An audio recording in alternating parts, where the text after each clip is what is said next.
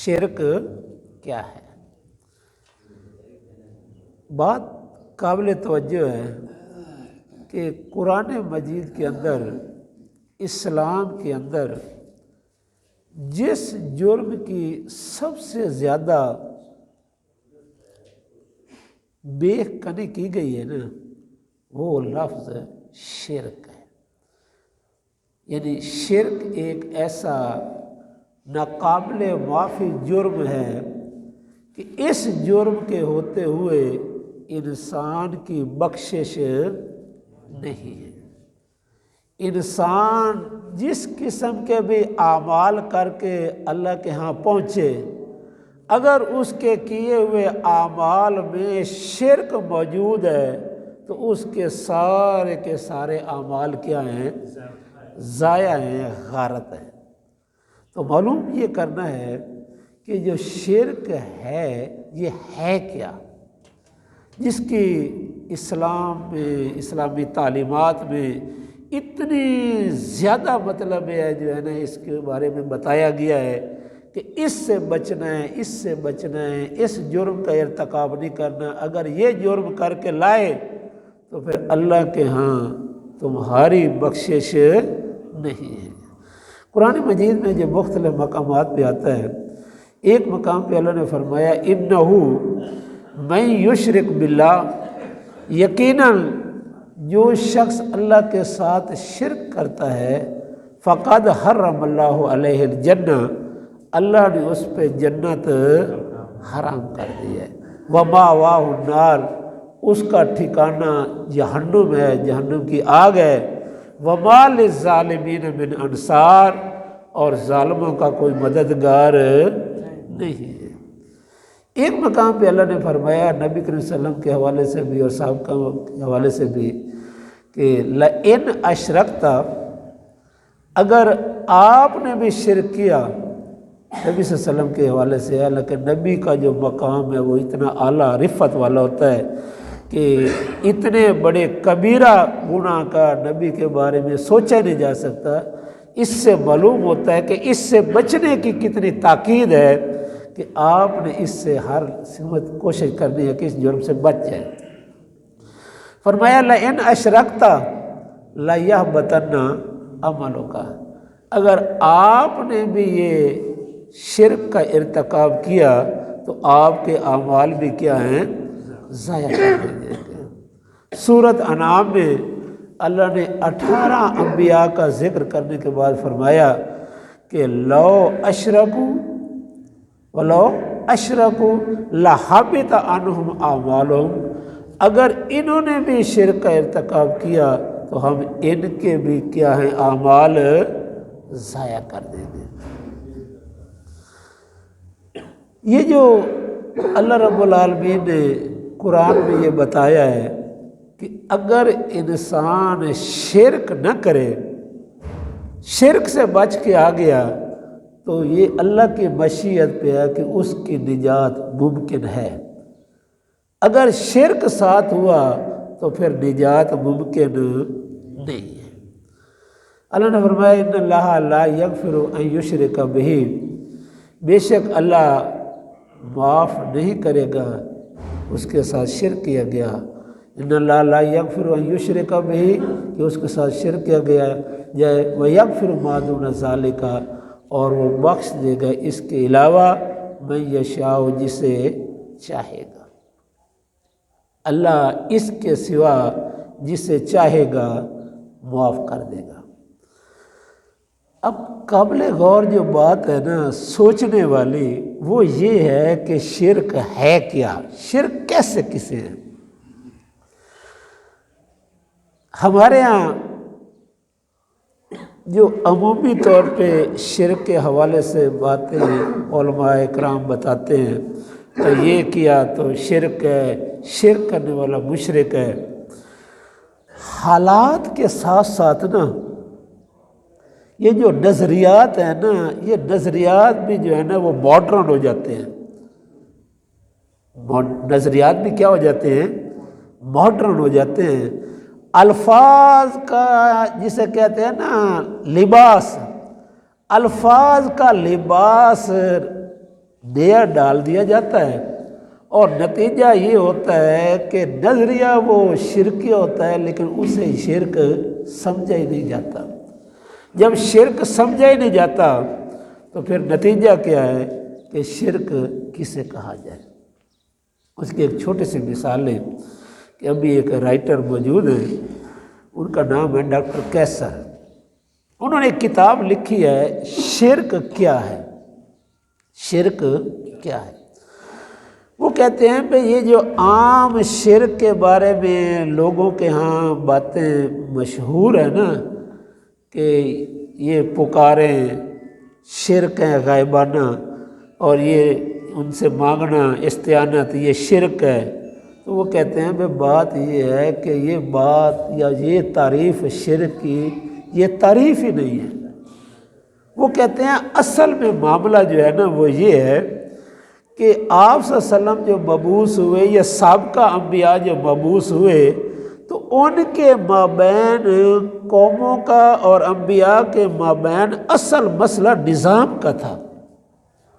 وہ جو نظاموں کا مسئلہ تھا نا، جو نظام انبیاء پیش کرنا چاہتے تھے، اور وہ انبیاء جو نظام پیش کرنا چاہتے تھے، جو قوموں پہ پہلے نظام ہوتا تھا وہ نظاموں کا آپس میں ٹکراؤ تھا۔ تو وہ جو نظاموں کا ٹکراؤ ہے نا، دراصل شرک وہ تھا کہ انہوں نے اس نظام کو جو نبی لایا انہوں نے قبول نہ کیا۔ وہ کہتا ہے اپنی کتاب میں، جس کا مفہوم ملخص یہ ہے کہ یہ جو شخص جس مقام پہ ہے نا، اگر وہ اس سٹیج پہ قوم سے پیسے لیتا ہے نا، دکاندار ہے سودا دیتا ہے تو پیسے لیتا ہے، ٹیچر ہے پڑھاتا ہے تو تنخواہ لیتا ہے، ڈاکٹر ہے وہ ڈاکٹری کرتا ہے تو ڈاکٹری کے پیسے لیتا ہے، ایک شخص ہے اس کے پاس زمین ہے تو وہ زمین کی ملکیت ہے، وہ کہتا ہے کہ زمین کا مالک ہونا، دکاندار کا پیسے لینا، ڈاکٹر کا فیس لینا، ماسٹر نے تنخواہ لینا، یہ اصل شرک ہے، یہ اصل شرک ہے۔ تو کیا کرے کہ وہ فری آف کاسٹ بغیر معاوضے کے وہ اپنی ڈیوٹی انجام دے۔ یہ والا نظام اگر اختیار کر لیا جائے تو اصل نظام یہ والا ہے۔ آپ اپنی جو املاک ہیں نا، ملکیتوں، آپ کے ذمہ کوئی آپ کے نام کوئی پلاٹ ہے، آپ کے نام کوئی مکان ہے، کوئی رقبہ ہے، کوئی دکان ہے، آپ اس کے مالک بنے ہوئے ہیں، لہذا آپ جو ہے نا شرک کر رہے ہیں اور آپ مشرک ہیں۔ جب تک اس شرک سے آپ باہر نہیں آئیں گے تو نتیجہ کیا ہے؟ آپ مرتکب شرک ہیں۔ عزیزان گرامی، بھلا آپ نے یہ مشرک کی تعریف پہلے سنی ہے؟ یہ والی تعریف مشرک کی پہلے سنی ہے؟ نہیں سنی نا؟ تو اب کہ زمانہ ترقی کر رہا ہے تو یہ فلسفے بھی ترقی کر رہے ہیں۔ اب یہ والا جو سسٹم متعارف کروایا جا رہا ہے کہ ایسا کام کرنے والا یہ مشرک ہے جب تک وہ اپنی ملکیت سے دستبردار نہیں ہوتا، دودھ دینے والا دودھ کے پیسے نہ لے، درزی سلائی کے پیسے نہ لے، ماسٹر تنخواہ نہ لے، ڈاکٹر اپنی فیس نہ لے، وہ فری آف کاسٹ جو ہے نا یہ کام کرے، تو یہ والا کام کرے گا تو وہ مشرک نہیں ہے۔ اگر وہ پیسے لے گا، معاوضہ لے گا، تو وہ کیا ہو جائے گا؟ مشرک ہو جائے گا۔ اب عزیزان گرامی، سوچنے والی بات یہ ہے کہ ہم سارے جو مزدوری کر رہے ہیں، کوئی ملازم ہے، یہ پھر پیسے کدھر دیں؟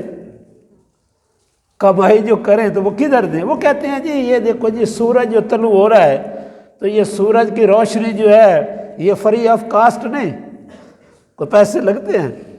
جب اللہ آپ کو مفت دے رہا ہے تو آپ مفت کیوں نہیں دیتے؟ آپ مفت کیوں نہیں دیتے؟ اب ایک بندہ باہر سے غیر ملک سے کوئی مال لائے تو وہ غیر ملک والے اسے فری دیں گے جو وہ یہاں آ کے فری تقسیم کرے گا؟ جب وہ فری نہیں دیں گے تو وہ فری آگے کیسے دے گا؟ تو عزیزان گرامی، حیرانی کی بات یہ ہے کہ شرک کیا ہے؟ قرآن کا جو فلسفہ تھا اس کو اس طرح بگاڑ کے پیش کر دیا، صلاۃ کو بھی نظام قرار دے دیا کہ صلاۃ بھی نظام ہے، یہ جو آپ اعمال کر رہے ہیں یہ اعمال صالحہ بھی جو ہے نا یہ نظام ہے، لہذا آپ نظام میں آ جائیں گے تو شرک سے بچ جائیں گے، اگر اس نظام میں نہیں آتے تو پھر آپ مشرک ہیں۔ اگر آپ کے ذمے کوئی پراپرٹی آپ کے بنام ہے، جب ان سے یہ سوال کیا جاتا ہے کہ آپ جو یہ فلسفہ نظریہ پیش کر رہے ہیں بھئی یہ شرک ہے، تو پھر پہلے تو آپ اپنے مکان جو ہے نا ان کی رجسٹری کینسل کروائے نا۔ وہ کہتا ہے نہیں جی ابھی نہیں، آپ کی دکان ہے، آپ پھر پیسے لے کے سودا دے رہے ہیں، آپ یہ کریں، کہتے ہیں نہیں ابھی نظام نافذ نہیں ہوا، ابھی نظام نافذ نہیں ہوا، جب نظام نافذ ہو جائے گا تو پھر ہم بھی جو ہے نا وہ سسٹم کو دے دیں گے۔ تو عزیزان گرامی، گزارش کا مقصود یہ تھا کہ یورپ کے اندر جتنے نظام ہیں وہاں موجود ہیں، کیپٹلزم ہے، سوشلزم ہے، کیمونزم ہے، یہ جو نظام بنانے والے تھے نا وہ نظام بناتے بھی گئے مرتے بھی گئے۔ یہ والا جو نظام ہے نا یہ سوشلزم نظام ہے۔ یہ روس میں یہ نظام تھا کہ ساری کمائی کر کے حکومت کو دے دو، وہ گورنمنٹ کے خزانے میں جائے، آپ جو ہے نا صبح لائنوں میں کھڑے ہو کے وہاں گورنمنٹ سے کھانا لو، گھر کوئی نہیں بنانا، گھر آباد کوئی نہیں کرنا، ساری آمدن کما کے گورنمنٹ کے خزانے میں اور لائنیں لگ کے جو ہے نا آپ نے کھانا لینا ہے۔ نتیجہ یہ نکلا کہ تقریباً 90 سال تک یہ نظام رہا، یہ نظام اپنی موت آپ مر گیا۔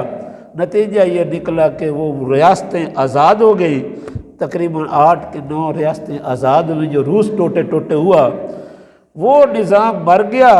اب یہ نظام پاکستان میں زندہ کرنے کے لیے لوگ کھڑے ہیں، اور اس کو نام کیا دیا جا رہا ہے؟ قرآنک سسٹم آف ربوبیت and peace. Quranic system of ربوبیت اینڈ پیس، یہ قرآن کا جو نظام ربوبیت ہے نا وہ ہے، اور یہ جو ہے نا امن والا ہے۔ عزیزان گرامی، ارمان والی بات یہ ہے کہ جب نظام بھی رب بن جائے، جب نظام رب بن جائے، اللہ کے علاوہ کوئی رب ہے؟ اللہ کے علاوہ کوئی رب ہے؟ الامان واللفظ حیرت ہوتی ہے جب پڑھتے ہیں کہ قرآن مجید کے آغاز میں جو ہے نا آیت مبارکہ ہے الحمدللہ رب العالمین۔ یہ جو الحمد ہے اس کے شروع میں جو لام ہے، بعض مفسر کہتے ہیں یہ لام استغراق ہے، بعض کہتے ہیں یہ لام مطلق ہے۔ تو بات یہ تھی کہ سب کی سب حمد جو ہے نا یہ للہ، اللہ کے لیے ہے۔ کس لیے؟ کہ رب العالمین، کہ وہ ساری عالمین کو کیا ہے؟ پال رہا ہے۔ عالمین مضاف الیہ ہے اور رب مضاف ہے۔ یہ سارے کی ساری عالمین تخلیق میں بھی محتاج ہے، ربوبیت میں بھی محتاج ہے۔ کس کی محتاج ہے؟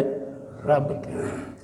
وہ کہتے ہیں جی الحمدللہ رب العالمین، اس وقت تک یہ ہو ہی نہیں سکتا جب تک ملک میں سے غربت ختم نہیں ہوتی، جب تک ایک بھوکا دنیا میں موجود ہے نا اللہ کی کوئی حمد نہیں۔ اب سوچنے والی بات یہ ہے کہ غربت اگر کہیں ہے، ظالمانہ نظام اگر کہیں پہ ہے، سیاست کہیں پہ بگاڑ میں ہے، طبقہ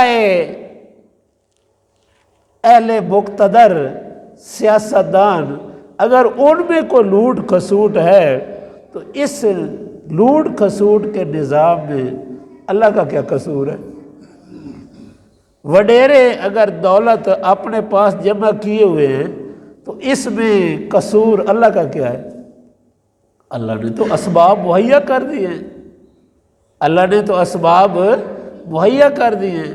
یہ تو چناؤ ہمارا ہے، ہم جیسے لوگ آگے لائیں گے وہی والے لوگ جو ہے نا وہ آگے سامنے آئیں گے۔ تو مقصد کہنے کا یہ تھا بات کہ اپنی خرابیاں اللہ کے ذمے لگا کے جو قرآنی اصطلاحات تھی ان کا یکسر مفہوم ہی بگاڑ دینا، یہ کتنا بڑا ظلم ہے، یہ کتنا بڑا ظلم ہے۔ فرعون جو تھا نا، فرعون اس نے دعویٰ کیا تھا کہ انا ربکم الاعلیٰ۔ موسیٰ علیہ السلام، ہارون علیہ السلام مبعوث ہوئے تو اس نے آگے سے یہ کہا کہ انا ربکم الاعلیٰ۔ موسیٰ علیہ السلام نے دلائل توحید پیش کیے کہ رب تو اللہ ہے۔ اس نے کہا بھئی بات یہ ہے، اقتدار مصر میں میرا ہے، لہذا میرے اقتدار میں کسی اور رب کا نام نہیں لینا۔ رب کون ہوں؟ میں ہوں۔ اب موسیٰ علیہ السلام نبی وقت تھے، انہوں نے وہ دلائل دیے۔ دلائل سننے پہ اس نے یہ کہا قالا لئن اتخذت الہا غیری، اگر تو نے میرے علاوہ کسی اور کو الہ بنایا، لأجعلنک من المسجونین، میں ضرور تمہیں کیا کر دوں گا؟ قید کر دوں گا۔ فرعون نے کیا کہا؟ لئن اتخذت الہا غیری، اگر تو نے میرے سوا، میرے علاوہ کسی اور کو الہ بنایا۔ فرعون کیا کہنا چاہتا ہے کہ میرے علاوہ غیری، میرے علاوہ کسی اور کو الہ نہیں بنانا۔ فرعون یہ کہنا چاہ رہا ہے کہ ساری پبلک میری غیر ہے، ساری پبلک عوام کیا ہے؟ میری غیر ہے، میں اقتدار میں وحدہ لا شریک ہوں، میرے ساتھ کسی اور کو شامل نہیں کرنا۔ اب سوچنے والی بات یہ ہے کہ جو فرعون موجود تھا اس کا کوئی باپ تھا کہ نہیں؟ کوئی بھائی تھا کہ نہیں؟ زوجہ تھی کہ نہیں؟ زوجہ کا تو ذکر قرآن میں آ رہا ہے نا، بیوی کا ذکر قرآن میں آ رہا ہے نا۔ اب وہ یہ کہہ رہا ہے کہ تم سارے جو ہے نا میرے غیر ہو، حالانکہ وہ غیر تو ہے نہیں، وہ تو جنس میں سے ہے۔ چچا، بھائی، والد، والدہ، قبہ، یہ غیر کیسے ہیں؟ یہ غیر کیسے ہیں؟ لیکن فرعون یہ کہتا ہے کہ لئن اتخذت الہا غیری، اگر تو نے میرے علاوہ کسی اور کو الہ بنایا، لأجعلنک من المسجونین، تو میں تمہیں کیا کر دوں گا؟ قید کر دوں گا۔ فرعون کا بیانیہ یہ تھا کہ انا واحد فی الوہیتہ، میں الوہیت میں یکتا ہوں، میں الوہیت میں یکتا ہوں۔ اور موسیٰ علیہ السلام کو یہ دھمکی دی کہ لئن اتخذت الہا غیری، اگر تو نے میرے علاوہ کسی اور کو الہ بنایا تو لأجعلنک من المسجونین، میں تمہیں کیا کر دوں گا؟ قید کر دوں گا۔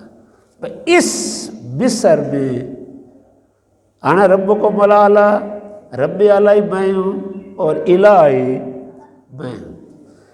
موسیٰ علیہ السلام نے کیا بتایا کہ الہ العالمین کون ہے؟ اللہ۔ رب العالمین کون ہے؟ اللہ۔ وہ کیا کہہ رہا ہے کہ میرے علاوہ کسی اور کو الہ نہیں بنانا۔ اب قابل غور بات یہ ہے کہ ایک تو یہ نکتہ سمجھنے والا ہے، لفظ غیر جو ہے نا، غیر یہ کسے کہتے ہیں؟ عام ہمارے ہاں یہ جو پکاریں کی جاتی ہے نا من دون اللہ، تو وہ من دون اللہ پکاروں پہ یہ جو کہا جاتا ہے بھئی یہ غیر غائبانہ پکارے شرک ہے، استعانت لغیر اللہ شرک ہے، تو آگے سے سوال آتا ہے جی وہ شرک کیسے ہے؟ وہ تو اپنے ہیں، وہ تو اپنے ہیں۔ آپ جنہیں من دون اللہ کہہ رہے ہیں وہ من دون اللہ کہاں ہیں؟ من دون اللہ کہاں ہیں؟ وہ کون ہیں؟ وہ تو اپنے ہیں۔ جب اپنے ہیں تو پھر وہ شرک کیسے ہوا؟ شرک کیسے ہوا؟ عام یہ لفظ معروفت بھی ہے، بھئی فلاں کوئی مخالف گزرے نا، تو مخالف گزرتا ہے، وہ کہتا ہے یہ کون ہے؟ آپ نے اس کو جانتے نہیں ہیں؟ کہتا ہے وہ یہ ہمارا شریک ہے، یہ ہمارا کیا ہے؟ شریک ہے۔ یہ عام معنی مفہوم ہمارے معاشرے میں مستعمل ہے، یہ ہمارا کیا ہے؟ شریک ہے۔ اب یہاں پہ جو شریک بمعنی ہے نا، وہ ہے جو مخالف ہے، دشمن ہے۔ وہ جو مخالف ہے، دشمن ہے، ہمارا نہیں ہے، پرایا ہے، اس سے کہا جاتا ہے یہ شریک ہے۔ تو اب وہ یہ کہنا چاہ رہے ہیں بھئی یہ جو شریک ہیں یہ کیسے ہیں؟ بھئی جن آیات میں بتوں کا ذکر تھا تو وہ کہتے ہیں جی من دون اللہ والی آیات بتوں کے بارے میں تھی، آپ نے وہ اولیاء پہ فٹ کر دی۔ وہ آیات آپ نے اولیاء پہ فٹ کر دی، تو یہ کیسے ہے؟ وہ تو اس کے اپنے ہیں۔ اب عزیزان گرامی، اپنے والی بات دیکھیں کہ فرعون کے جو رشتہ دار اپنے ہیں، وہ بھی کہتا تو میرے نہیں ہو، میرے، حالانکہ وہ اس کے اپنے ہیں، کوئی رشتہ دار ہے، چچا ہے، ماما ہے، وہ کہتا ہے رشتہ داری اپنی جگہ پہ، لیکن میرے اقتدار میں شراکت کسی کے نہیں ہے۔ فرعون یہ کہتا ہے بھئی میرے شریک، یہ میری برادری نہیں ہے، حالانکہ وہ جنس سے پاک نہیں، کھاتا پیتا ہے، رشتہ داریاں ہیں، ان کے ساتھ بیٹھنا اٹھنا ہے، قبیلہ کنبہ ہے، مخلوق ہے، مخلوق کی تقاضے ہیں۔ پھر وہ کہتا ہے کہ نہیں، اے موسیٰ اگر تو نے میرے علاوہ کسی اور کو الہ بنایا تو انجام یاد رکھنا، لَأَجْعَلَنَّكَ مِنَ الْمَسْجُونِينَ، کہ میں ضرور تمہیں قید کر دوں گا۔ قوم کو یہ کہتا ہے، قَالَ فرعون یا ایھا الملأ ما علمت لکم من الہ غیری، اے میری قوم، یعنی سردار وڈیرے، انہیں یہ کہتا ہے کہ ما علمت لکم من الہ غیری، تم میرے علاوہ کسی اور کو الہ جانتے ہو؟ اقتدار نظر نہیں آ رہا، بھئی یہاں پہ آرڈر کس کا چل رہا ہے؟ فرعون کا چل رہا ہے نا۔ شاہی میں آرڈر وہ کہنا چاہتا ہے میرا ہے، جب آرڈر میرا ہے تو پھر یہ موسیٰ علیہ السلام جو یہ کہہ رہے ہیں بھئی اللہ کے جو ہے وہ ہستی ہے جو وحدہ لا شریک ہے اور اس کا کوئی شریک نہیں ہے، تو وہ کہتا ہے بات یہ ہے کہ میرے علاوہ تو کوئی اور الہ ہی نہیں۔ اب وہ جو کہہ رہا ہے کہ یہ سارے میرے غیر ہیں، تو وہ غیر کس بنا پہ کہہ رہا ہے؟ وہ غیر بمعنی علاوہ کے کہہ رہے ہیں۔ ہم لفظ غیر میں بھی ایک خطا کھاتے ہیں، دھوکہ کھاتے ہیں۔ ہم غیر سمجھتے ہیں بھئی یہ پرایا ہے، یہ اپنا ہے، جو اپنا ہے یہ اپنا ہے، جو پرایا ہے یہ غیر ہے۔ یہ غیر کا ہمارا معنی ہے۔ عربی میں جو غیر ہے نا، غیر عربی میں جو ہے نا وہ علاوہ کے معنی میں ہے، وہ من دون اللہ کے معنی میں ہے۔ تو من دون اللہ کے معنی میں یہ ہے کہ یہ ساری کی ساری مخلوق اللہ کی غیر ہے، یہ ساری کی ساری مخلوق اللہ کی غیر ہے۔ ابھی صبح بات ہو رہی تھی کہ اہل تشیع کے ایک بڑے عالم ہیں، سکالر ہیں اس وقت، بہت بڑا ان کا نام ہے شہنشاہ نقوی۔ تو بات یہ ہوئی کہ میڈیا کا دور ہے، اب اپلوڈ ہو جاتے ہیں پیغام اور جو ہے نا تقاریر، تو جیلم کا ایک عالم ہے مرزا، اس نے تقریر کی، تو تقریر میں کہا کہ یہ جو یا علی مدد کہنا ہے نا یہ شرک ہے، یہ کہنا شرک ہے۔ تو وہ شہنشاہ نقوی نے جو ہے نا اس کے جواب میں جو ہے نا بیان دیا کہ اس نے کہا بھئی شرک کیسے ہے؟ شرک کیسے ہے؟ بھئی ہم کوئی مدد فرعون سے مانگ رہے ہیں، قارون سے مانگ رہے ہیں، وہ کوئی ان ہستیوں سے مانگ رہے ہیں جو غیر اللہ والے ہیں، ہم تو اس سے مانگ رہے ہیں جو اللہ کے سسٹم کا حصہ ہے، جو اللہ کے سسٹم کا حصہ ہے وہ اللہ کے اپنے ہیں، جو اللہ کے اپنے ہیں ان سے استعانت بھلا کیسے استعانت لے غیر اللہ؟ تو اب نتیجہ یہ ہے کہ اس نے قرآن مجید کی آیات بطور دلیل کوڈ کی، آیات بطور دلیل کوڈ کی، کہ سورہ صف میں سے دلیل دی کہ اللہ رب العالمین نے فرمایا یا ایھا الذین آمنوا کونوا انصار اللہ، اے ایمان والو تم اللہ کے مددگار بن جاؤ۔ اس نے کہا جی قرآن خود کہہ رہا ہے کہ اللہ کے مددگار بنو، قرآن بتا رہا ہے کہ اللہ کے مددگار بنو، تو جب اللہ کا مددگار بنو تو یہ پھر شرک کیسے ہے؟ عزیزان گرامی، اب آیت مبارکہ کا مفہوم بدل کے وہ جواز یہ ثابت کرنا چاہ رہا ہے کہ یہ استعانت شرک نہیں ہے۔ تو سوچنے والی بات یہ ہے کہ اس آیت مبارکہ میں جو ہے نا کہ اللہ کے کونو انصار اللہ، اللہ کے مددگار بنو، اللہ کو کسی کی مدد کا محتاج ہے؟ اللہ تو وحدہ لا شریک ہے۔ تو اللہ کے مددگار بننے کا مطلب یہ تھا کہ اللہ کے دین کے مددگار بنو، نبی کے ساتھ دو، دین کی ترویج و اشاعت کے لیے اس میں نبی کا ساتھ دو۔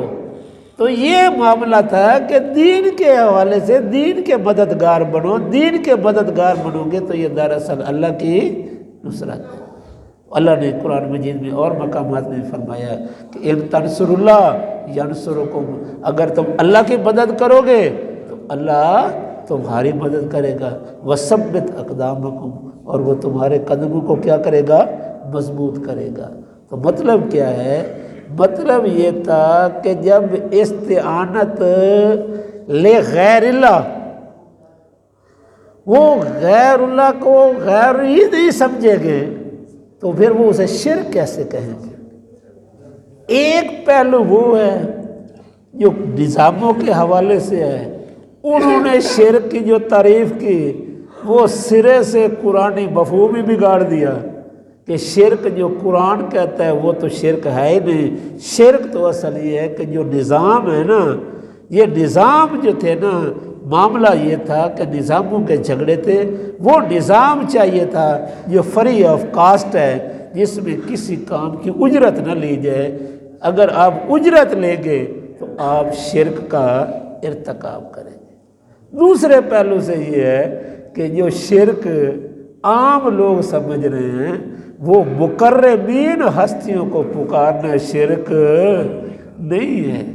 شرک تو تب ہو جب وہ غیروں سے پکارا جائے گا تو وہ پھر جو ہے نا شرک کہلائے گا۔ عزیزان گرامی، جب اس طرح کی تفہیم پیش کر کے شرک کو بھی